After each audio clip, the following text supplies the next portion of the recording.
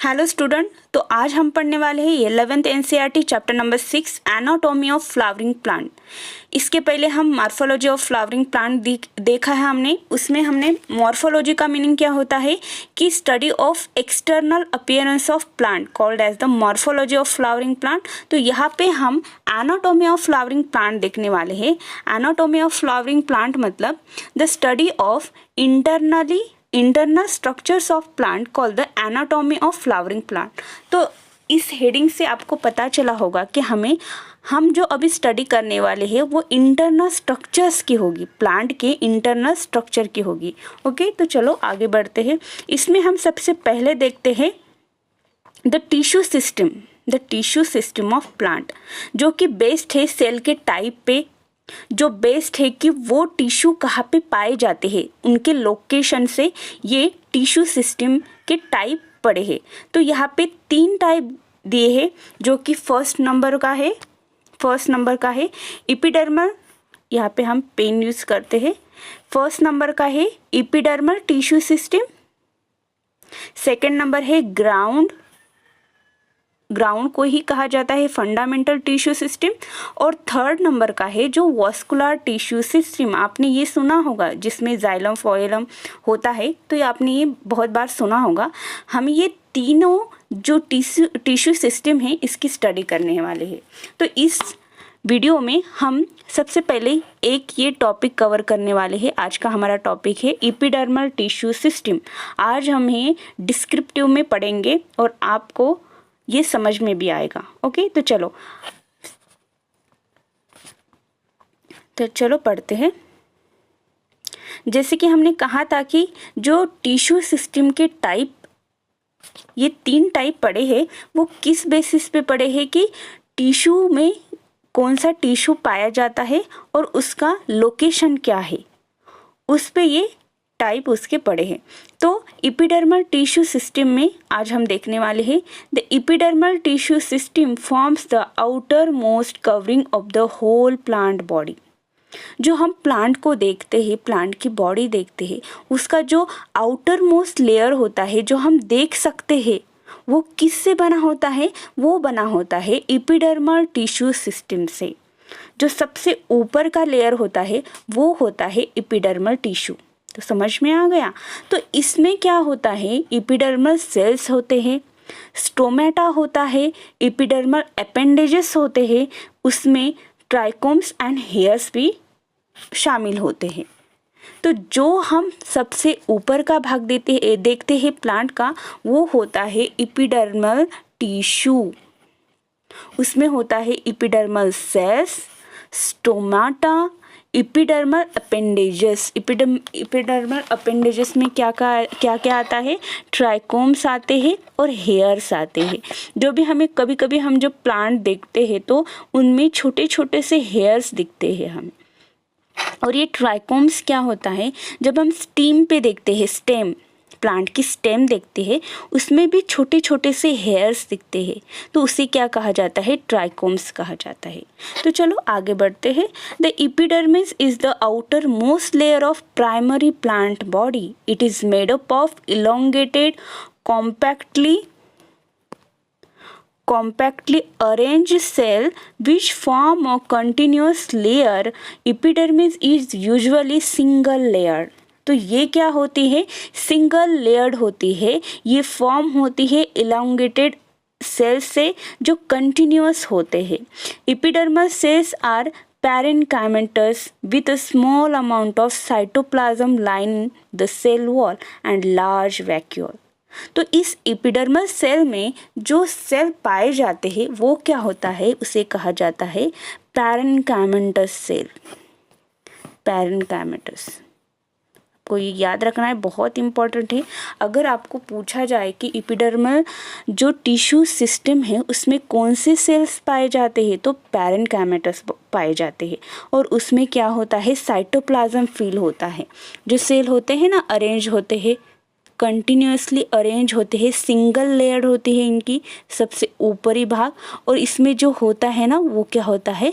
Cytoplasm होता है। Okay, और इसमें एक साइटोप्लाज्म होता है और एक लार्ज वैक्यूल होता है। हम कलर चेंज करके यहाँ पे दिखाई देंगे। ये ऐसा सेल है, ये ऐसा सेल है, ये सेल है। ओके, तो इसमें साइटोप्लाज्म होता है, ये एपिडर्मस सेल है। हम साइटोप्लाज्म इस कलर से दिखाएंगे, रेड ये साइटोप्लाज्म है। और इसमें एक लार्ज वैक्यूल होता है, लार्ज वैक्यूल होता है। तो इसमें लार्ज, ये हम थोड़ा सा डिलीट करेंगे। ये सेल है, इसमें पहले लार्ज वैक्यूल निकाल लेंगे और अब हम साइटोप्लाज्म डाल देंगे। ये साइटोप्लाज्म, तो ये क्या है, पैरेन्काइमेटस सेल है जो कि पाया जाता है एपिडर्मस सेल के अंदर। Okay, the outside of the epidermis is often covered with a vaccine thick layer called the cuticle. हम देखते हैं जो आउटर मोस्ट लेयर है वो क्या है, एपिडर्मिस है। ये कवर्ड किससे होती है, जिससे कि इसका प्रोटेक्शन हो। तो वैक्सी थिक लेयर से ये कवर्ड होती है जिसे कहा जाता है क्यूटिकल। तो ये लेयर किससे कवर होती है, क्यूटिकल से। क्यूटिकल से ये लेयर क्या होती है, कवर होती है ऐसे क्यूटिकल से। Okay, which prevent the loss of water, क्योंकि उन्हें जब पानी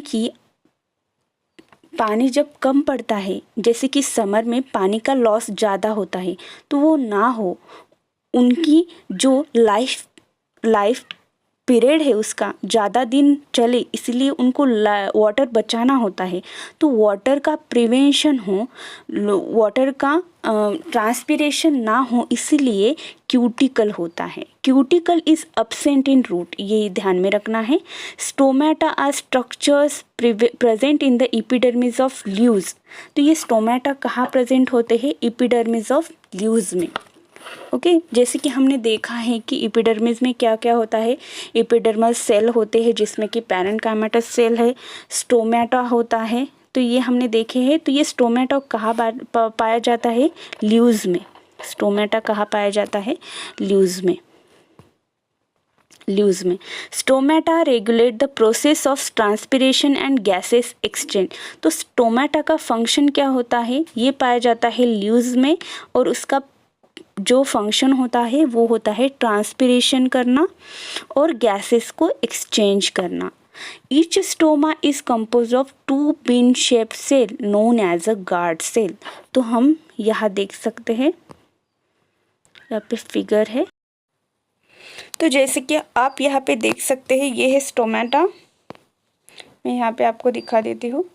ये है स्टोमेटा, ये है स्टोमेटा, ये स्टोमेटल पोर है, स्टोमेटा है ये। ओके,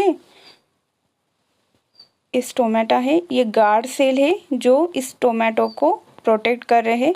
और ये जो गार्ड सेल को प्रोटेक्ट कर रहे हैं ये है सब्सिडियरी सेल्स। ये क्या है, सब्सिडियरी सेल्स।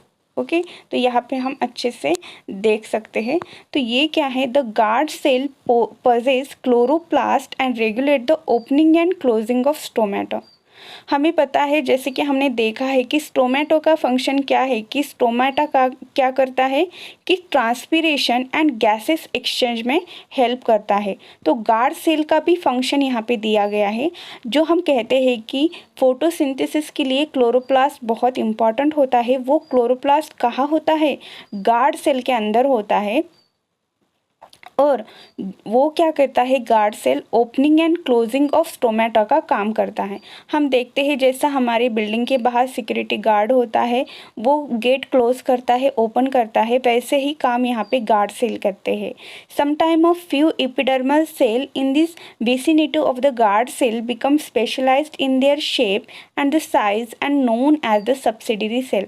हमने जैसे कहा है कि स्टोमेटो को प्रोटेक्ट कौन करता है, कि गार्ड सेल प्रोटेक्ट करता है, वैसे ही इन गार्ड सेल को एक विसिनिटी, एक स्पेशलाइज शेप आ जाता है, एक स्पेशलाइज सेल शेप दिया जाता है, साइज, तो उसी का क्या कहा जाता है, सब्सिडियरी सेल्स।